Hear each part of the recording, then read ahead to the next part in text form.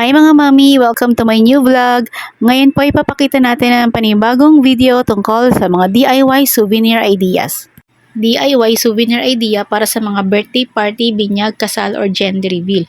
Bumili nga ako ng glass jar at nilagyan ko ito ng luto ko na very special milky and butter polvoron. Tapos nilagyan ko lang siya ng ribbon na merong nakalakip na thank you card na pina-edit ko lang yan tapos pina-print. So lumalabas parang 2 piso lang ang isa niyan. So niribon ko lang siya ng ganyan. Yan. Tapos ilalagay ko na siya sa loob ng plastic clear bag. Yung plastic clear bag, nilagyan ko siya ng patigas kasi para tumayo yung bag. Kasi pangit naman kung lalatoy-latoy po yung itsura ng bag. So nilagyan ko siya ng patigas na white cardboard sa ilalim. Yung manipis lang.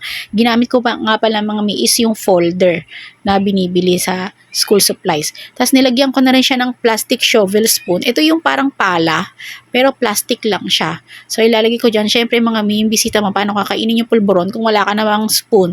So lagyan mo ng spoon mga mi ha. O, tapos nilagyan ko na rin siya ng ribbon na 2 cm ang lapad. Ilalagay ko ang link para makita nyo kung saan ko binili. Wala pa yung 50 pesos. Tapos mahaba na, ilang metro na rin yan. Tapos i-ribbon ko yan. Yung haba nga pala nung ribbon na ginamit ko dyan is mga kalahating dipa. So okay na yan, goods na yan para sa ribbon na ilalagay sa handle ng bag. So ayan, konting practice konting practice lang yan mga mi, okay na yan.